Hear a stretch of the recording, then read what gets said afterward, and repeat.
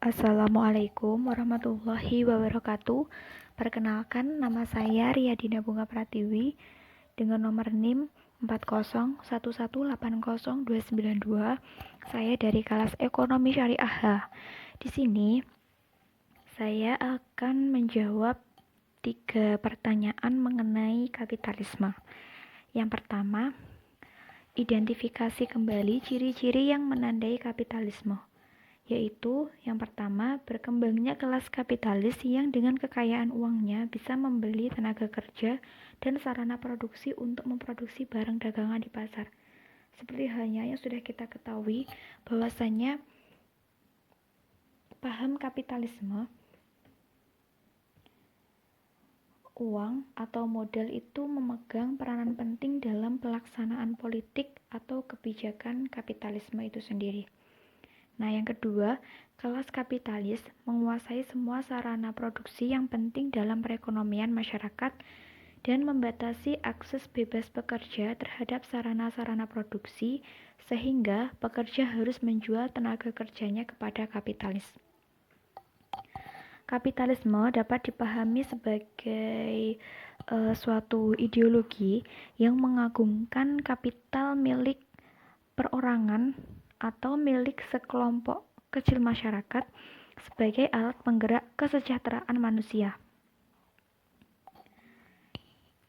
Kepemilikan kapital perorangan atau kepemilikan kapital oleh sekelompok kecil masyarakat itu artinya semua yang ada di dunia ini harus dijadikan kapital perorangan atau kelompok kecil orang untuk memperoleh keuntungan melalui sistem kerja upahan, di mana kaum pekerja atau buruh itu sebagai produsen yang ditindas oleh kaum kapitalis.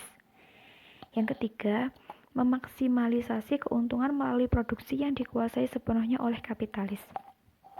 Nah, kapitalisme itu dapat pula diartikan sebagai susunan ekonomi yang berpusat pada keuntungan perseorangan, sehingga kelompok kapitalis ini akan memperoleh laba yang maksimal mungkin, semaksimal mungkin. Namun, yang dirugikan di sini adalah tenaga kerja, yaitu tenaga kerja diupah atau digaji tidak sesuai dengan apa yang ia hasilkan. Yang kedua, sebut dan jelaskan kembali tahap-tahap perkembangan kapitalisme. Yang pertama, kapitalisme awal pada tahun 1500 sampai 1750. Pada fase ini mengacu pada kebutuhan pokok yang ditandai dengan hadirnya industri sandang di Inggris abad ke-16 sampai 18. Dan selanjutnya dilanjutkan oleh usaha perkapalan, pergudangan, bahan-bahan mentah, barang jadi, dan lain-lain.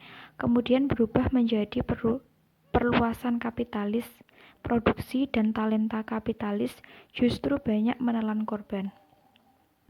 Yang kedua, kapitalisme klasik.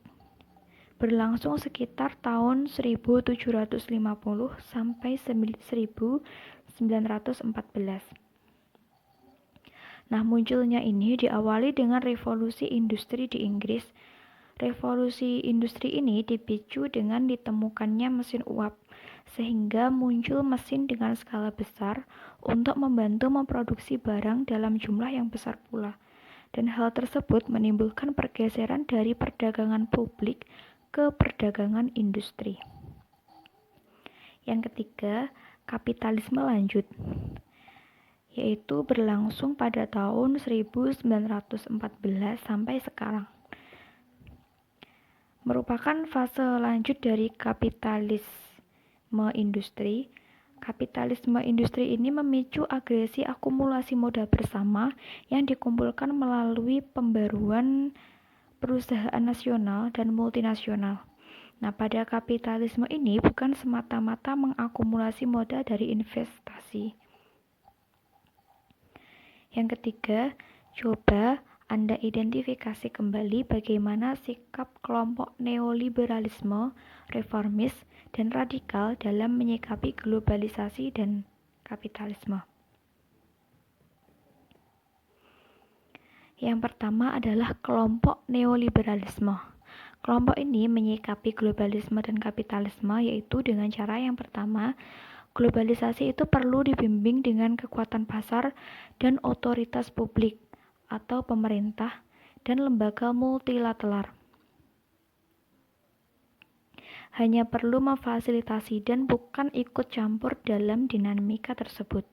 Yang kedua adalah perlu menghapuskan pembatasan yang diberlakukan negara baik di bidang keuangan, barang maupun jasa dan modal.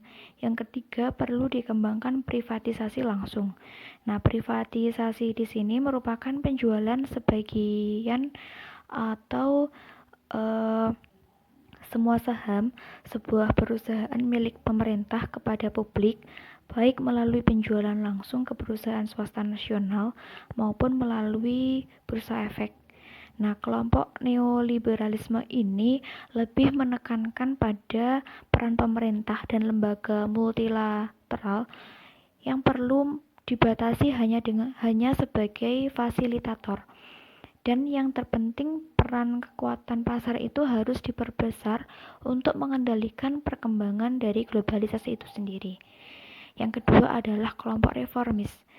Kelompok ini menyikapi globalisasi dan kapitalisme dengan cara yang pertama, kapitalisme memerlukan kebijakan publik global yang dirancang dan dilaksanakan dengan cermat. Yang kedua, untuk melindungi bahaya kapitalisme perlu dikembangkan jaminan resmi standar minimum, yaitu penghasilan pokok, perlindungan kerja, dan kontrol lingkungan. Yang ketiga, mendukung tindakan antitrust dan kontrol resmi lain untuk membatasi kekuasaan monopoli perusahaan. Nah, tindakan antitrust itu merupakan tindakan atau kebijakan dari pemerintah untuk menangani monopoli.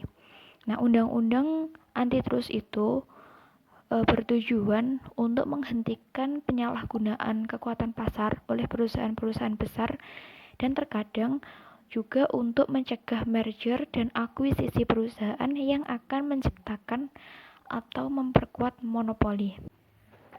Yang ketiga, kelompok radikalisme.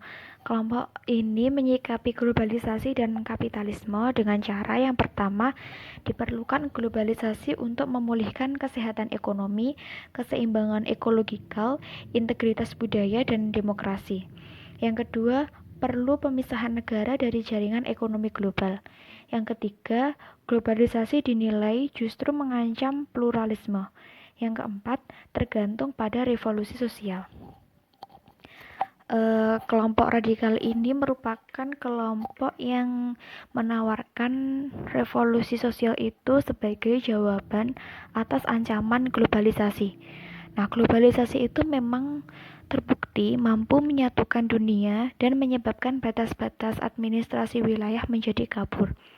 Tetapi, di saat yang sama, globalisasi ternyata malah melahirkan kesenjangan sosial, polarisasi antar kelas yang makin lebar, munculnya pengangguran yang makin besar, dan di bidang politik, globalisasi itu juga menyebabkan para politisi terpaksa bertekuk lutut mendukung program deregulasi yang sebetulnya hanya melayani kepentingan kekuatan modal global. Nah, untuk mencegah agar globalisasi dan perkembangan kapitalisme itu tidak semakin liar, maka kelompok radikal ini menyatakan bahwa yang dibutuhkan adalah deglobalisasi untuk memulihkan kesehatan ekonomi, keseimbangan ekologikal, dan integrasi budaya dan demokrasi. Sekian dari saya. Terima kasih. Ada kurang lebihnya saya mohon maaf. Wassalamualaikum warahmatullahi wabarakatuh.